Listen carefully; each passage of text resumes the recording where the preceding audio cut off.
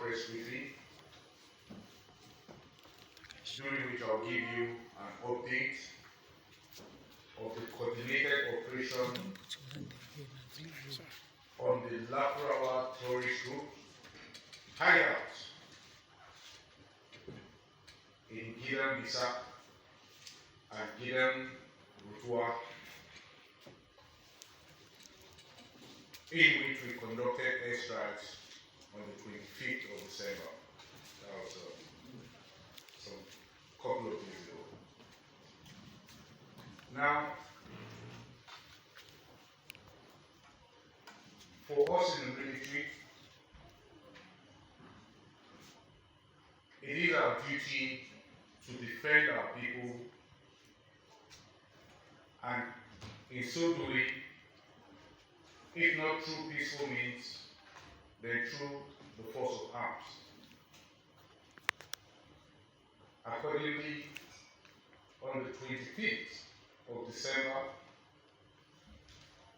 a coordinated joint operation was conducted between the air component and the land component of Operation Fansenyama to destroy Lakurawa terrorist groups in their hideout at Gidan Bisa and Gidan Rutua in Jirkon Forest, Sokoto State. Prior to this operation, there was confirmed and heightened terrorist activities in the area. Accordingly, sustained intelligence, surveillance, reconnaissance was conducted for extended period of time to confirm the presence of the terrorists hibernating there, and to also make sure that those in that location were indeed terrorists. Indeed, because of the painstaking measures, the operation, which should have taken place on an earlier date, had to be rescheduled to the 25th when that operation was conducted. The operation was planned as a joint effort to leverage the air component's precision strikes capability and the land component ability of having the boots on the ground. Now, how was this operation conducted? It started with pre-operational intelligence, surveillance, and recognition missions to confirm the terrorist activities within the general area.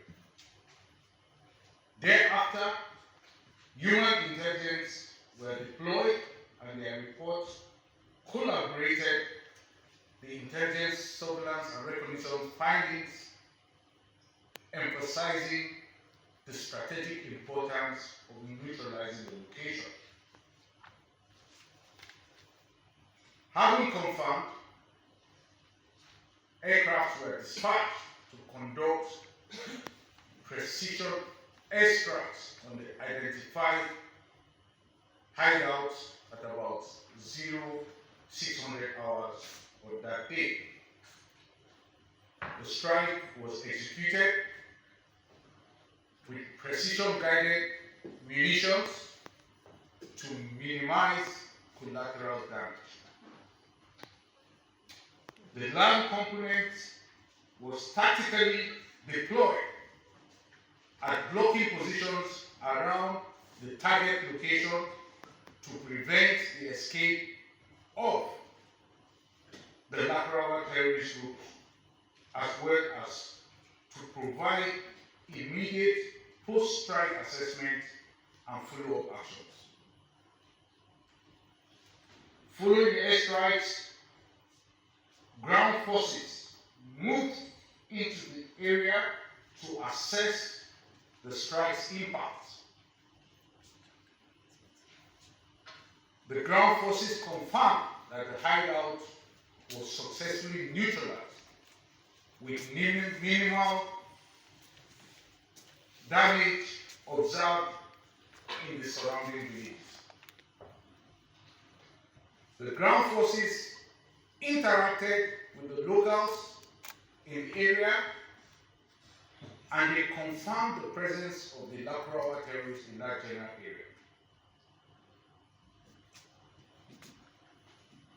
The ground forces also confirmed that the airstrikes achieved its primary objective of neutralizing the Lakurawa terrorist group's hideouts. The destruction of the key infrastructure of the terrorist groups was also confirmed, as well as the effectiveness of the strike was confirmed by the ground forces that were on site. Surviving Lakurawa terrorist groups combatants fled the area immediately after the strike, particularly as they had better knowledge or familiarity of the terrain. Others among them were neutralized. Locals confirmed that the Lakurawa terrorists stayed in the village and used the general area as a staging area for the conduct of their operations. Also, intelligence surveillance and reconnaissance, as well as human intelligence reports prior to the operation, consistently indicated the hideout was a high concentration terrorist location. The airstrike at the end of the day had minor impact on the surrounding villages. The airstrike indeed hit logistic base of the terrorists, which led to secondary explosions, and it was these secondary explosions that led to some casualties that was earlier reported. The neutralized Lakurawa terrorist combatants were burnt, indeed beyond recognition, because they were hit directly by the strikes. It is also noted that the terrorists are known to blend within the local populace. We knew about this, and it is for this reason that we painstakingly make sure that we minimize civilian casualty in this strike. And because the terrorists blend among the civil populace, it is often difficult to differentiate friend from foe. In summarizing, I would say that troops target terrorists and not innocent citizens.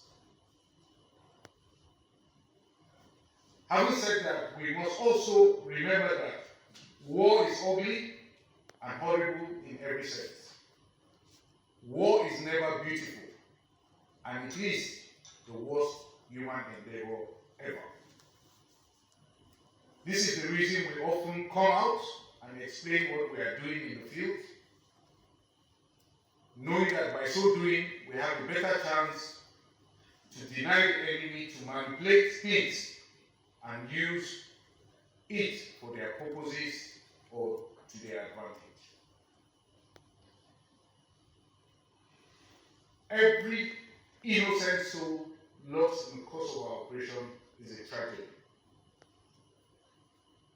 And we do sympathize with their loved ones and their families whenever such occurs.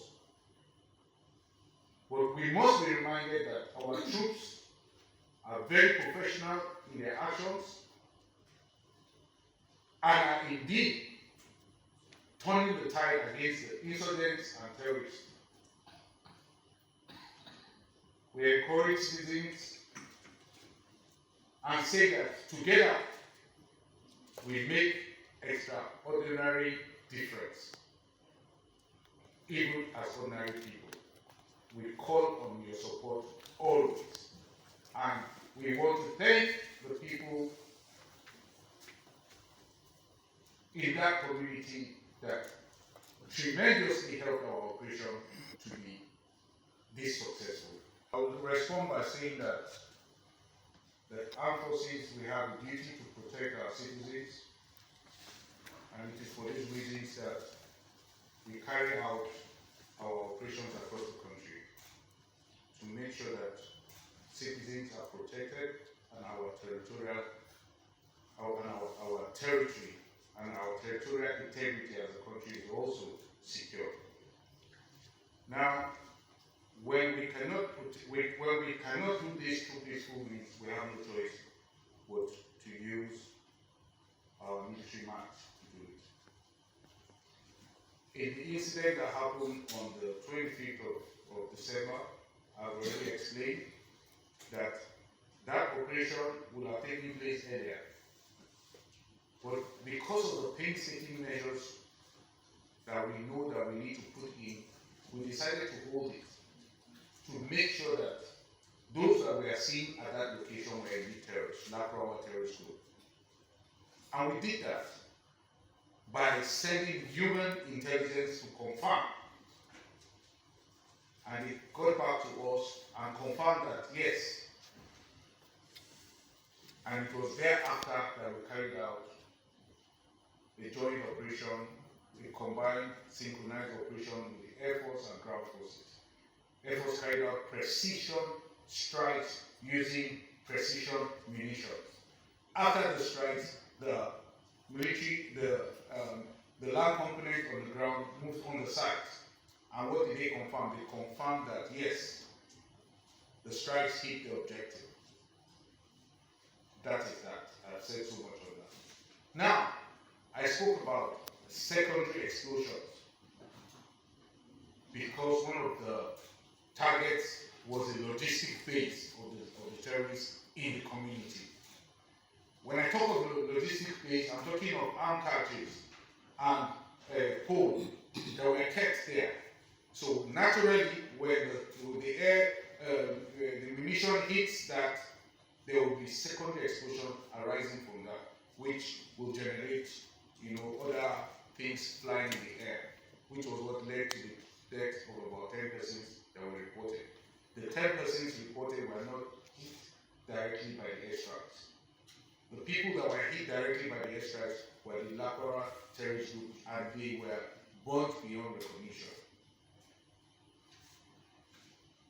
Now, to the report about the usage of drones. I don't think that there is need for any unnecessary panic about the usage of drones. We are in a war against terrorists and against insurgents across our country. And all you need to look is not far from what you see happening in Ukraine, Russia, Israel, Hamas, and all that. The use of drones in the battlefield is not new. Now, when we're talking of drones now, please, we don't want unnecessary panic because these are not professional drones, not military-graded drones.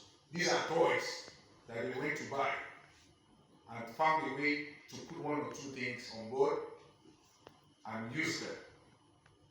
How effective were they? They were not effective. Are we doing something about it? Yes, we are.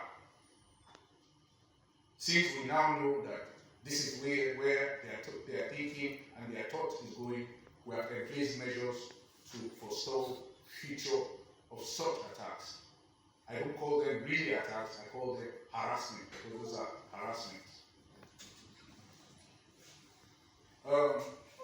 Next is the issue of foreign base in Nigeria. We do not have any foreign base in Nigeria.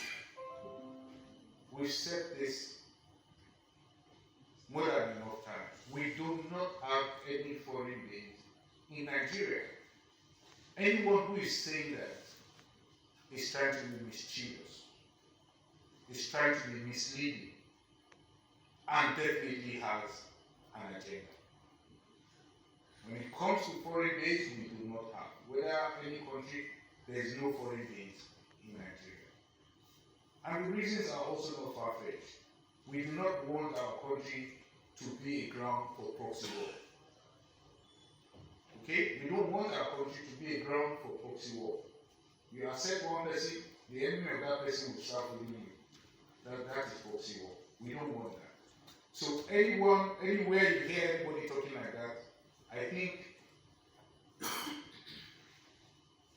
they are talking like that as a distraction. I heard one of the African leaders say something